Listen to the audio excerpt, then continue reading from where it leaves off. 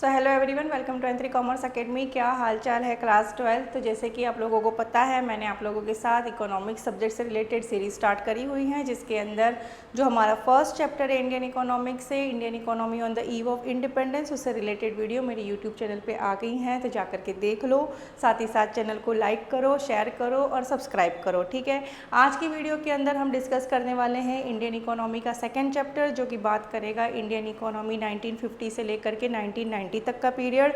तो जैसे कि फर्स्ट चैप्टर के अंदर हम लोगों ने डिस्कस करा हुआ है कि जो हमारी इंडियन इकोनॉमी थी, वो Indian economy at the time of independence कैसी इकोनॉमी थी, स्टेगनेंट इकोनॉमी थी, बैकवर्ड इकोनॉमी थी, कोई भी डेवलपमेंट नहीं हुआ था। तो अब यहाँ पर इंडिया के पास बहुत बड़ा चैलेंज है कि यही स्टेगनेंट इकोनॉमी को और बैकवर्ड इकोनॉमी को किस तरीके से हम डेवलप इकोनॉमी की तरफ लेकर के जाएँ।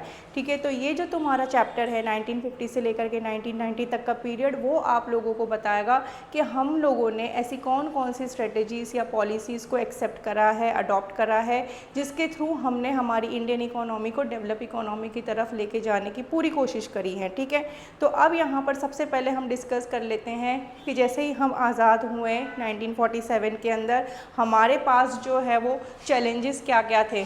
मैंने तुम लोगों को फर्स्ट चैप्टर में समझाया है कि आफ्टर इंडिपेंडेंस हमारा सबसे पहला चैलेंज जो है वो हमने वो देखा था उस टाइम पे कि क्या थी, वाइड स्प्रेड पॉवर्टी थी।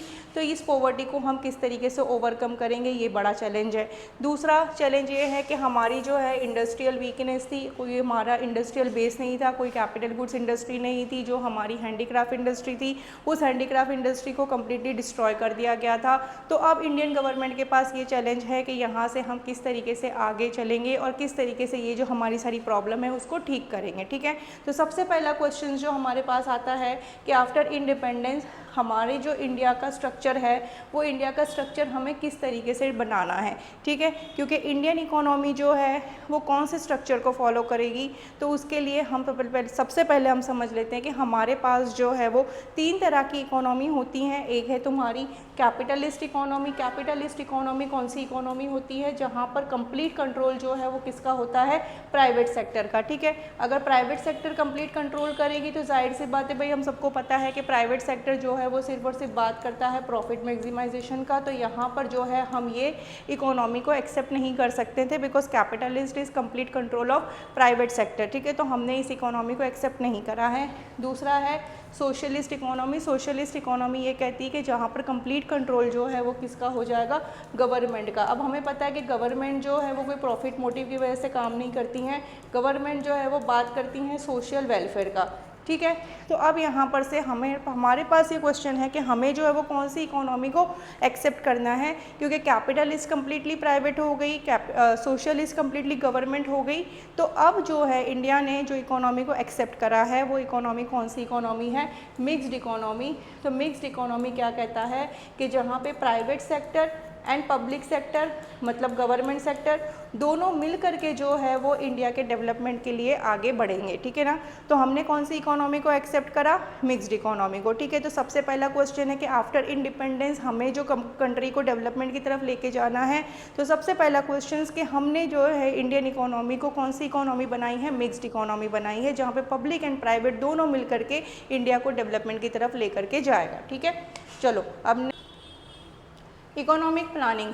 अब ये इकोनॉमिक प्लानिंग है क्या। अब देखो, बात हम कर रहे हैं इंडिया के डेवलपमेंट की, तो इंडिया को डेवलपमेंट की तरफ लेके जाने के लिए एक प्लान का होना तो बहुत ज़रूरी है, और उसी प्लान को कहा गया है, ये क्या है, इकोनॉमिक प्लानिंग है। ठीक है, तो for the development of Indian economy it was necessary for the government to plan for the economy which is known as the economic planning. As simple as that कि अगर मुझे इंडिया का development करना है, उसके लिए गवर्नमेंट को एक प्लान चाहिए। उस प्लान को क्या कहा गया है, इकोनॉमिक प्लानिंग कहा गया है। अब क्वेश्चन ये है, who was known as the architect of economic planning. Indian economic planning का आर्किटेक्ट किसको कहा गया है, तो PC Mahalanobis is known as the architect of Indian economic planning. ठीक है, यहाँ पर से आपका एमसीक्यू का क्वेश्चन आ जाता है, तो आपको ये पता होना चाहिए कि अगर हम इकोनॉमिक प्लानिंग की बात कर रहे हैं तो इकोनॉमिक प्लानिंग का आर्किटेक्ट किसको कहा गया है, पीसी महलनोबिस। ठीक है, नेक्स्ट आ जाते हैं रोल के बारे में। ये जो इकोनॉमिक प्लान है उसने जो है वो रोल पब्लिक सेक्टर और प्राइवेट सेक्टर दोनों में किस तरीके से डिस्ट्रीब्यूट करा है। ठीक है, तो देखो, अगर मुझे इंडियन इकोनॉमी का डेवलपमेंट करना है तो हमारा जो इंडस्ट्रियल पॉलिसी रेजोल्यूशन है 1948 ठीक है, and directive principle of the Indian constitution, दोनों ने मिल करके लीडिंग रोल जो है वो किसको दिया है, पब्लिक सेक्टर्स को। Major role, leading role, dominant role India के डेवलपमेंट का किसको दिया गया है, पब्लिक सेक्टर को। एंड प्राइवेट सेक्टर को जो है वो क्या करा गया है, इनकरेज करा गया है कि वो भी इंडिया के डेवलपमेंट के अंदर पार्टिसिपेट करे। ठीक है, तो लीडिंग किसको बनाया, पब्लिक को, और इनकरेज किसको करा, प्राइवेट सेक्टर को। अब ये जो इकोनॉमिक प्लान है उसको और ज़्यादा इफेक्टिव करने के लिए गवर्नमेंट ने जो है वो क्या सेटअप करा है, प्लानिंग कमीशन। कौन से ईयर में सेटअप हुआ है प्लानिंग कमीशन, 1950 में। ये आपका एमसीक्यू का क्वेश्चन बनता है यहाँ पर कि इकोनॉमिक प्लानिंग को और ज़्यादा इफेक्टिव बनाने के लिए गवर्नमेंट ने क्या इंट्रोड्यूस करा, प्लानिंग कमीशन। कौन से ईयर में, 1950 में। प्लानिंग कमीशन जो आया किसके चेयरमैनशिप में आया, प्राइम मिनिस्टर, और उस टाइम पे हमारे प्राइम मिनिस्टर कौन थे, पंडित जवाहरलाल नेहरू। ठीक है, यहाँ तक क्लियर है आप लोगों को। अब बात करते हैं जो प्लानिंग कमीशन आया, तो प्लानिंग कमीशन ने आते ही जो है वो क्या स्टार्ट करा, 5 ईयर प्लान। ठीक है, तो यहाँ से शुरुआत हुई है किसकी, 5 ईयर प्लान की। अब इसके 5 ईयर प्लान के बारे में हम डिस्कस करेंगे अभी आगे, लेकिन उससे पहले एक चीज़ देख लो कि जो प्लानिंग कमीशन 1950 में आया उसको अब जो है वो नाम चेंज हो गया है, रिप्लेस हो गया है। किसने रिप्लेस करा है उसको, नीति आयोग ने। ठीक है, तो इस प्लानिंग कमीशन को रिप्लेस किसने करा, नीति आयोग ने। कौन से ईयर में, 2015 में, 1 जनवरी 2015 प्लानिंग कमीशन का नाम चेंज हो गया, अब क्या हो गया है, नीति आयोग हो गया है। कौन से ईयर में, 2015 के अंदर। अब ये नीति का फुल फॉर्म क्या है, national institute for transforming India. और यहाँ पर भी जो है वो prime minister is x official chairman of NITI Aayog. ठीक है, तो यहाँ से आपको याद रखने वाली चीज़ कौन सी है कि इकोनॉमिक प्लानिंग को इफेक्टिव बनाने के लिए क्या आया, प्लानिंग कमीशन 1950 में। अब उसको जो है वो नाम चेंज होकर के क्या हो गया, नीति आयोग 2015 के अंदर। नीति का फुल फॉर्म क्या है, national institution for transforming India. ठीक है, यहाँ तक आपकी बात किसकी हो रही है, इकोनॉमिक प्लानिंग के बारे में। ठीक है, यहाँ तक सब कुछ जो है वो इकोनॉमिक प्लानिंग से रिलेटेड है, और नोट्स के अंदर ये सारी चीज़ें लिखी हुई हैं, और नोट्स मैं आपको मेरे यूट्यूब के डिस्क्रिप्शन बॉक्स में अवेलेबल करवा दूँगी। और आपको क्या करना है, चैनल को लाइक करो, शेयर करो, सब्सक्राइब करो। ठीक है, अब हम बात करते हैं जो 5 ईयर प्लान आया है उसके बारे में। तो हमारा जो 5 ईयर प्लान है वो कुछ ना कुछ गोल्स लेकर के आया है। क्या गोल्स लेकर के आया है 5 ईयर प्लान, उसके बारे में बात कर लेते हैं। उससे पहले बात करते हैं कि हमारा जो 5 ईयर प्लान का टाइम पीरियड क्या था। तो जो 5 ईयर प्लान है वो स्टार्ट हुआ कब, 1 अप्रैल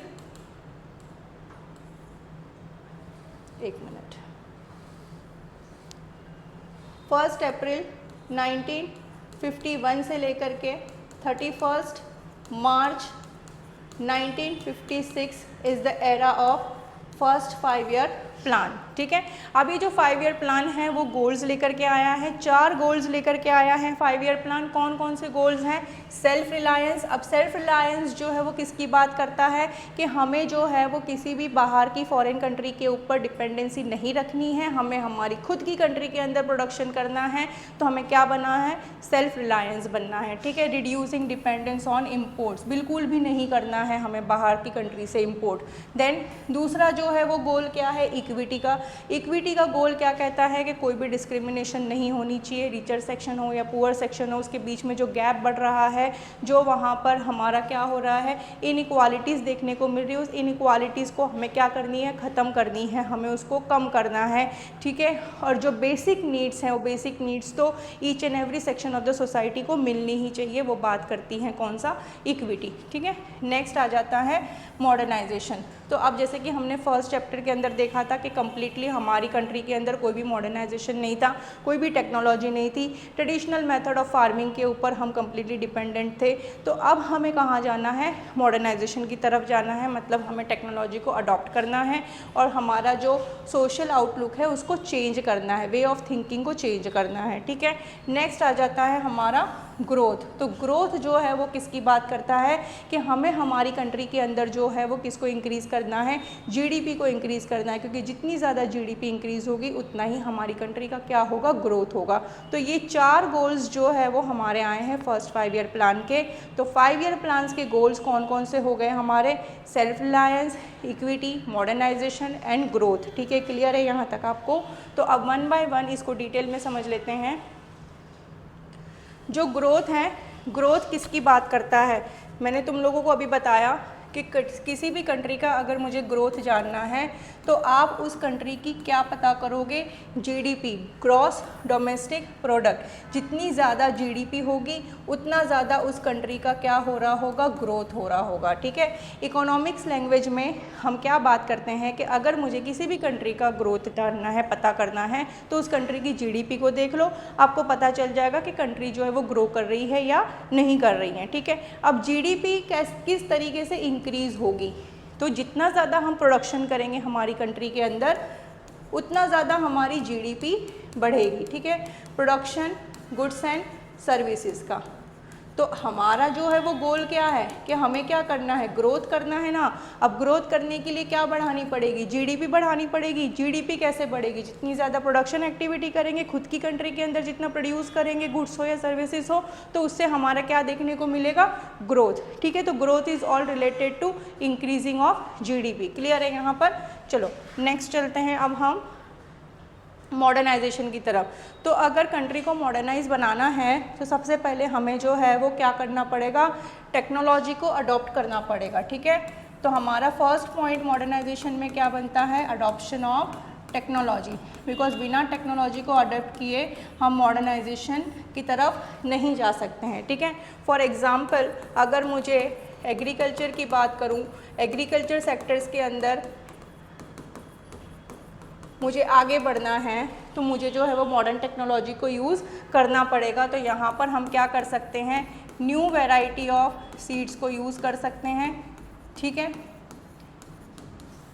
और दूसरा अगर मैं फैक्ट्री की बात करूँ तो फैक्ट्री के अंदर अगर मुझे आउटपुट बढ़ाना है, आउटपुट इंक्रीज़ करना है, तो हम यहाँ पर जो है वो मशीनरी, जितनी भी हमारी नई मशीनरी हैं, जो टेक्नोलॉजिकली एडवांस मशीनरी है, उसको जो है वो क्या करेंगे? यूज़ करेंगे। ठीक है, तो basically modernisation is all about adoption of new technology. जितनी ज़्यादा आप टेक्नोलॉजी यूज़ करोगे उतना ज़्यादा जो है वो आपको उस पर्टिकुलर सेक्टर्स के अंदर जो है वो ग्रोथ देखने को मिलेगा। ठीक है, तो फर्स्ट पॉइंट मॉडर्नाइजेशन के अंदर क्या आ जाता है? Adoption of technology. दूसरा, चेंज इन सोशल आउटलुक। ठीक है, आपको जो है वो आपका सोशल आउटलुक, जो सोचने का तरीका है, थोड़ा चेंज करना पड़ेगा। जो वुमेंस का टैलेंट है, ये वुमेंस टैलेंट को भी आपको जो है वो वर्क प्लेस पे अगर आप लेकर के आ गए तो कंट्री जो है वो और ज़्यादा प्रॉस्पर करेगी, और ज़्यादा ग्रोथ करेगी, और ज़्यादा मॉडर्नाइज होगी।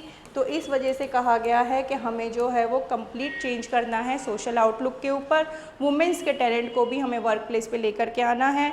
तो यहाँ पर अगर बात करते हैं मॉडर्नाइजेशन की, अगर तुम्हारा क्वेश्चन ये आ जाता है कि जो हमारा 5 ईयर प्लान का गोल है मॉडर्नाइजेशन, उसको एक्सप्लेन करो, तो मॉडर्नाइजेशन के अंदर आपको 2 पॉइंट को एक्सप्लेन करना है। सबसे फर्स्ट पॉइंट हो गया अडॉप्शन ऑफ टेक्नोलॉजी, और दूसरा चेंज इन सोशल आउटलुक। ठीक है, और ये बहुत अच्छी तरीके से मेरी नोट्स में दे रखा है, वहाँ से आप पढ़ लो। आपका जो है वो सब सारे डाउट्स अगर अभी भी रहते हैं तो वो क्लियर हो जाएंगे।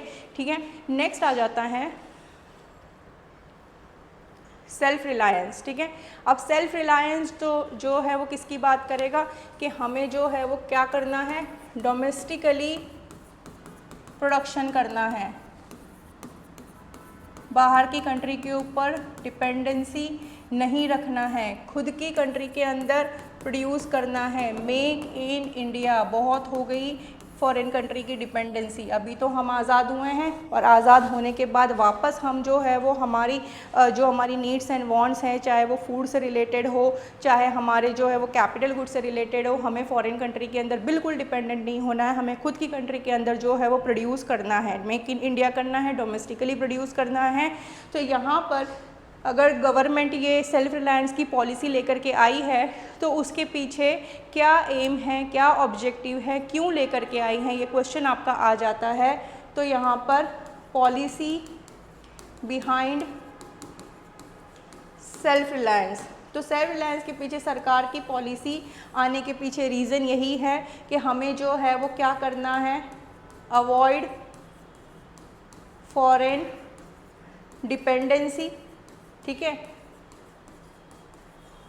जो फॉरेन डिपेंडेंसी है कि हमें जो है वो फूड की रिक्वायरमेंट है, फूड की शॉर्टेज हो गई है इंडिया के अंदर। क्यों शॉर्टेज हुई? बिकॉज जैसे डिवाइड एंड रूल हुआ, इंडिया पाकिस्तान हुआ, तो हमारी जो मेजर लैंड, जो इरीगेटेड लैंड थी, जो फर्टाइल लैंड थी, वो कहाँ चली गई? पाकिस्तान के पास चली गई। तो बहुत ज़्यादा फूड इनसिक्योरिटी हो गई थी कंट्री के अंदर, तो हम डिपेंडेंट हो गए थे ब्रिटेन के ऊपर कि हम वहाँ से फूड जो है वो इम्पोर्ट करवाते थे। तो हमें अब ये नहीं करना है, हमें खुद की कंट्री के अंदर जो है वो न्यू वेज ऑफ टेक्नोलॉजी को, न्यू मेथड ऑफ टेक्नोलॉजी को यूज़ करके खुद की कंट्री के अंदर जो है वो प्रोड्यूस करना है। बाहर की कंट्री के अंदर डिपेंडेंसी बिल्कुल भी नहीं चाहिए, ठीक है। ये एक एम था सेल्फ रिलायंस के पीछे।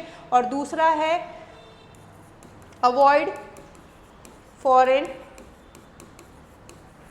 इंटरफियरेंस, ठीक है। अब देखो डिपेंडेंसी नहीं रहेगी ना तो इंटरफेरेंस भी नहीं रहेगी, क्योंकि सबसे ज़्यादा डर कब रहता है कि अगर मैं फॉरेन कंट्री के ऊपर डिपेंडेंट हूँ अपनी फूड की रिक्वायरमेंट के लिए, अपने कैपिटल गुड्स की रिक्वायरमेंट के लिए, तो ये फॉरेन कंट्री मेरी कंट्री की पॉलिसी के अंदर इंटरफियर करेगी ही करेगी, ठीक है। तो बेसिक जो हमारा एम फॉरेन सेल्फ रिलायंस का यही था कि हमें जो है वो बिल्कुल भी फॉरेन कंट्री के ऊपर डिपेंडेंसी नहीं रखनी है और ना ही उनको हमारी कंट्री के अंदर इंटरफियर करने देना है, ठीक है। तो अगर तुम्हारा यहाँ पर क्वेश्चन आ जाता है पॉलिसी बिहाइंड सेल्फ रिलायंस, के गवर्नमेंट ये पॉलिसी क्यों लेकर के आया है, तो 2 पॉइंट आपको लिखना है यहाँ पर, avoid foreign dependency and avoid foreign interference. ना हम डिपेंडेंट रहेंगे, ना हम उनको इंटरफेयर करने देंगे, ठीक है। क्लियर है यहाँ पर? चलो नेक्स्ट चलते हैं अब हम इक्विटी की तरफ। तो इक्विटी तो देखो सीधी सीधी बात करता है कि नो डिस्क्रिमिनेशन, किसी भी तरीके का हमें डिस्क्रिमिनेशन नहीं चाहिए, ठीक है।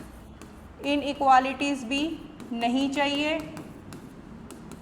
जो बेसिक नीड है, ये बेसिक नीड जो है वो every section of the society को मिलनी ही मिलनी चाहिए, ठीक है। वेदर इट इज़ रिच और पुअर, सबको बेसिक नीड्स तो मिलनी ही चाहिए। अब बेसिक नीड्स हमारी क्या हो जाती हैं, जैसे हो गई यहाँ पर फूड, क्लोथिंग, शेल्टर, एजुकेशन,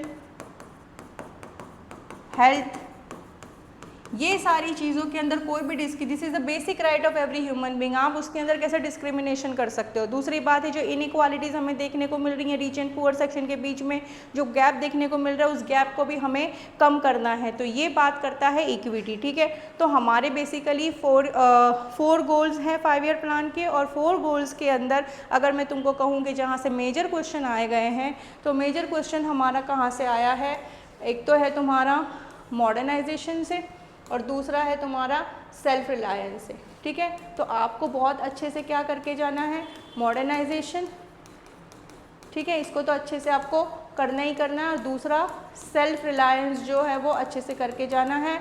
और सेल्फ रिलायंस के भी अंदर पॉलिसी जो है ये क्यों आई है, इसकी क्या रीज़न है, तो जो मैंने अभी तुम लोगों को समझाया वही है।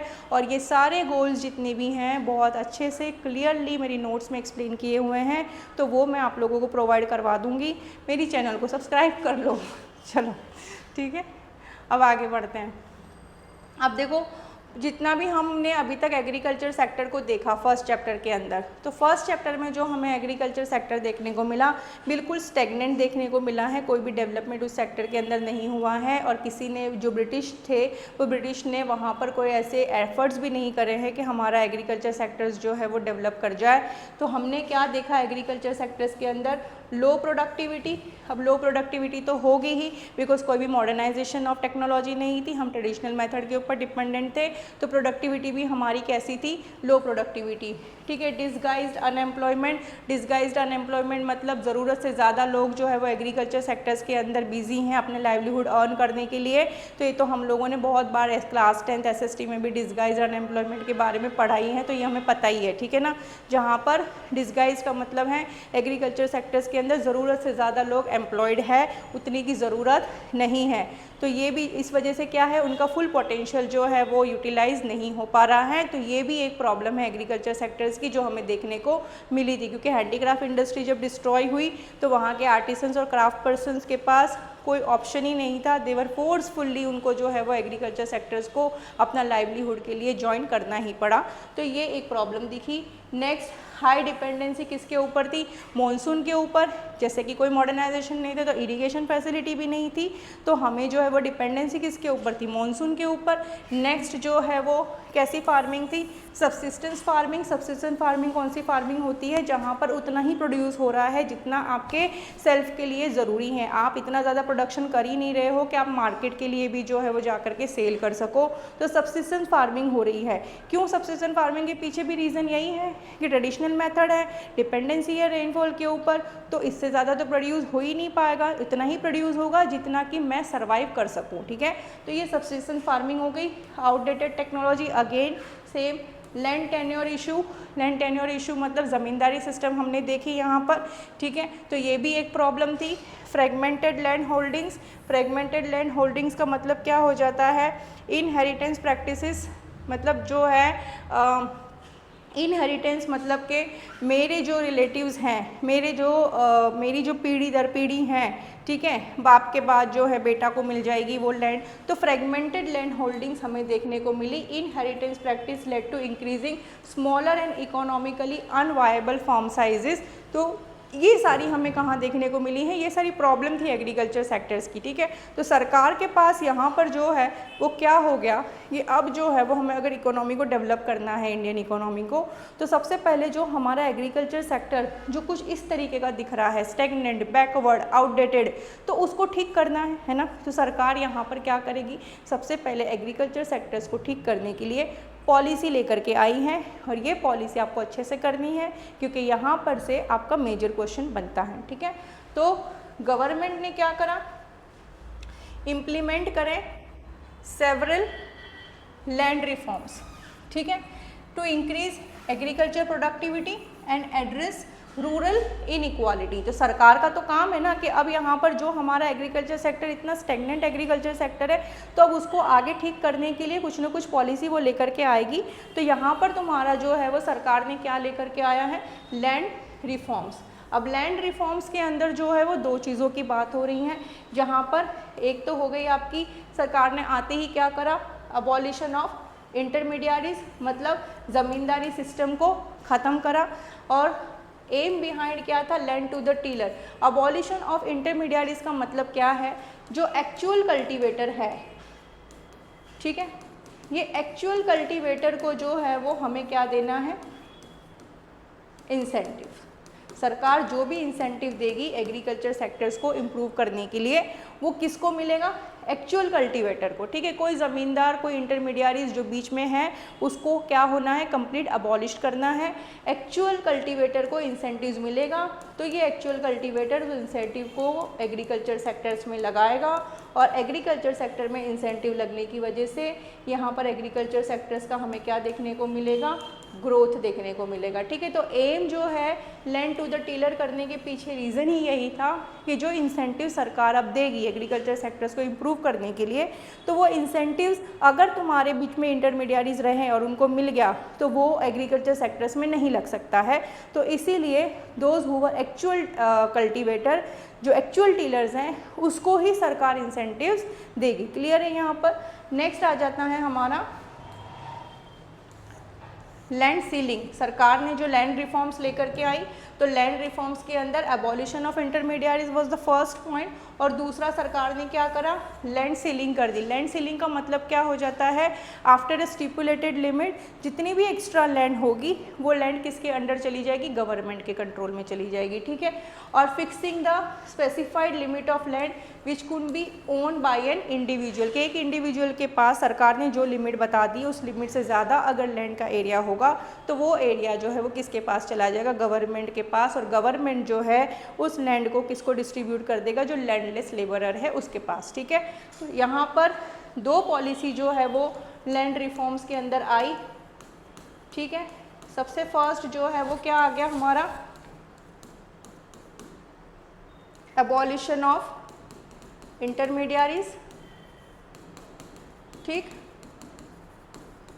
इनको हटाओ जो बीच बीच में है, डायरेक्ट जो है वो ओनर किसको बनाओ, टीलर्स को, जो एक्चुअल कल्टीवेटर है उसको, और टीलर्स को ओनर बनाने के पीछे रीज़न क्या था? बिकॉज जो सरकार इंसेंटिव्स देगी वो इंसेंटिव्स डायरेक्टली अगर टीलर्स को मिलेंगे तो ये टीलर्स जो है वो उसको कहाँ लगाएगा? एग्रीकल्चर में, और इससे जो है वो हमारे एग्रीकल्चर सेक्टर्स का फिर क्या देखने को मिलेगा? ग्रोथ। ठीक है, तो ये सारे पॉइंट्स आपको अबॉलिशन ऑफ इंटरमीडियरीज के अंदर एक्सप्लेन करने हैं। Land to the tiller, land to the tiller का मतलब ये हो जाता है कि जो एक्चुअल कल्टीवेटर है उसको ही मिलना चाहिए सारा बेनिफिट। ठीक है, जो ज़मींदार बीच में है उसको हटाओ।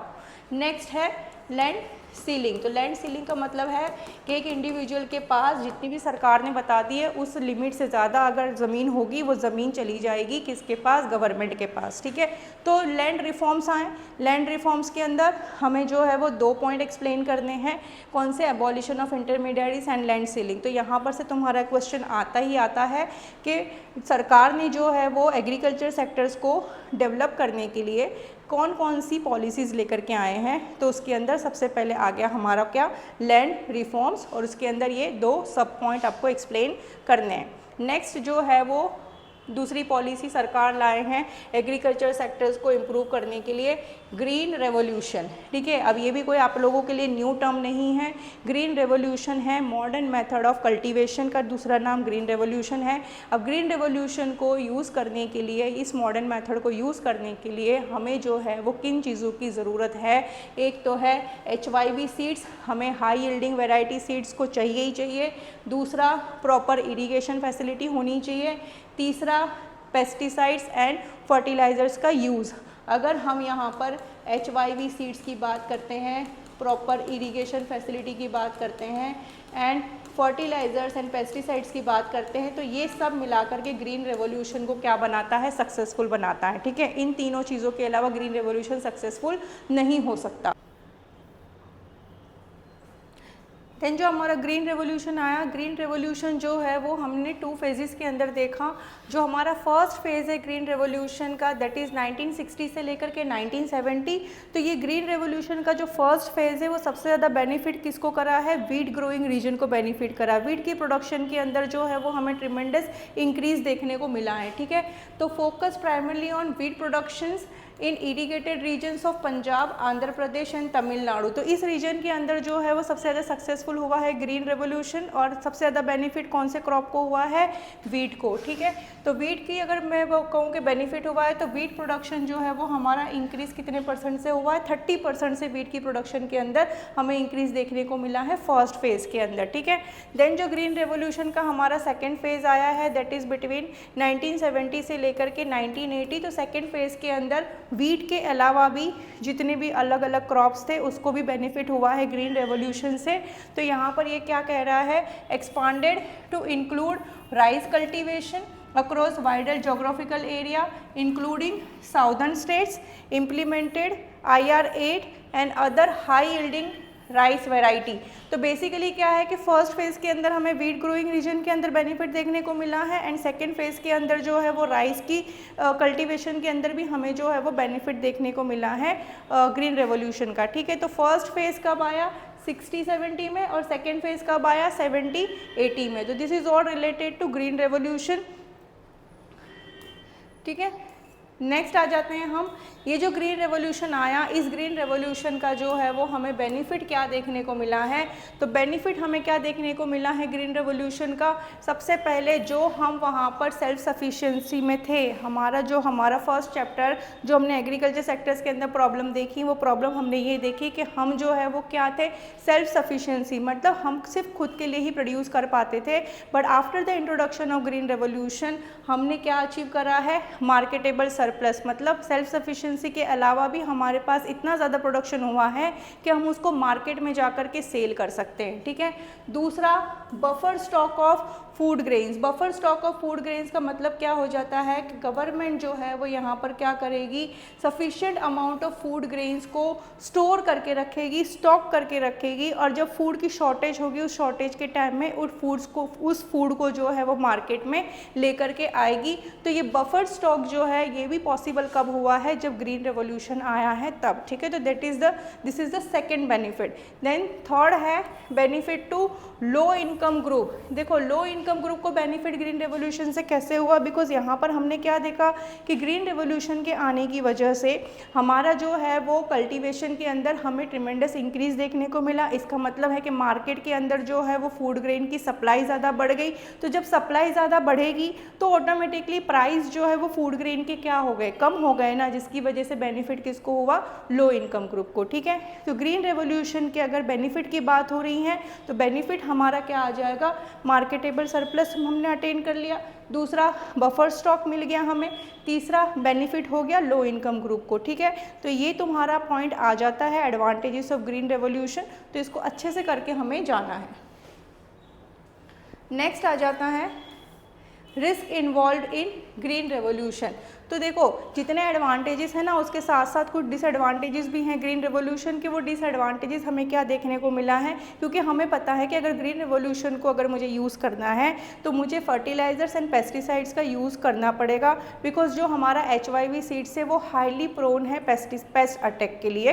तो सबसे पहला जो है वो हमारा पॉइंट क्या है डिसएडवांटेज में, risk of pest attack, because HYV seed is highly prone to pest attack, ठीक है। तो ये इसका डिसएडवांटेज है। दूसरा resume of increase in income inequality. अब हमें जो है वो ग्रीन रेवोल्यूशन से क्या देखने को मिलेगी, इनकम इनइक्वालिटीज़। देखो अब सीधी सी बात है कि ग्रीन रेवोल्यूशन को यूज़ करने के लिए मुझे HYV सीड्स चाहिए, प्रॉपर इरिगेशन फैसिलिटी चाहिए, ठीक है, पेस्टिसाइड्स एंड फर्टिलाइज़र का यूज़ करना है।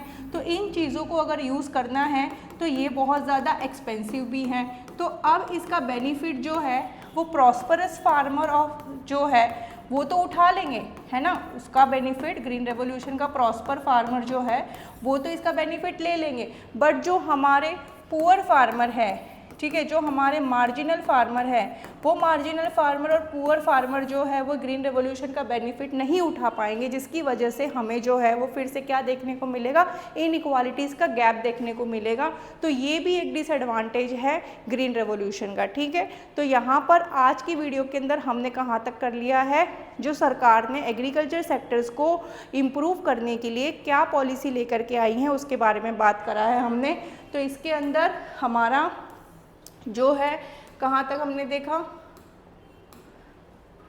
Policy of agriculture sector. तो एग्रीकल्चर सेक्टर्स को इम्प्रूव करने के लिए लैंड रिफॉर्म्स, ठीक है, एंड दूसरी green revolution.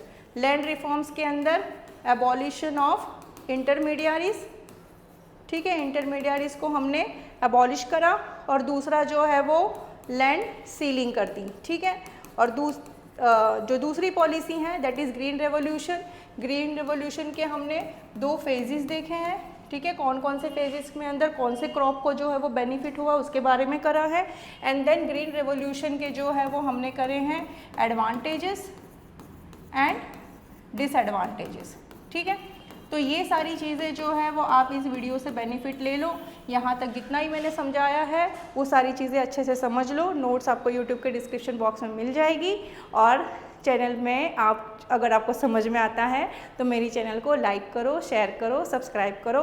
Thank you so much.